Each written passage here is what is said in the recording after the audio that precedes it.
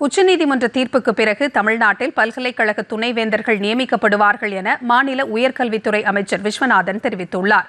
திருச்சியில் பல்கலைக்கழக பட்டமளிப்பு விழாவில் அமைச்சர்கள் விஸ்வநாதன், ரமேஷ் ஆகியோர் கலந்து கொண்டு மாணவ மாணவிகளுக்கு பட்டங்களை வழங்கினர்.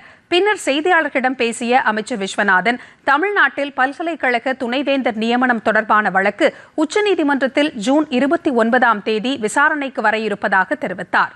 உச்சநீதிமன்றத்தின் தீர்ப்பை தொடர்ந்து முதலமைச்சருடன் ஆலோசித்து துணைவேந்தர்கள் நியமிக்கப்படுவார்கள் என்றும் அவர் கூறினார். கல்வி தற்போது பொதுப்பட்டியலில் இருப்பதால் மாநிலங்களுக்கு முழுமையான சுதந்திரம் இல்லை என்றும், கல்வியை மாநில பட்டியலுக்கு மாற்றினால் கல்விக் கொள்கையில் அதிக தன்னாட்சி கிடைக்கும் என்றும் அமைச்சர் விஸ்வநாதன் குறிப்பிட்டார். துணைவேந்தர்கள் நியமனம் என்பது அண்டர் சப்ஜுடியஸ். அநேகமாக இந்த மாதம் ஜூன் மாதம் 29ஆம் தேதி அந்த வழக்கு வர இருக்கிறது.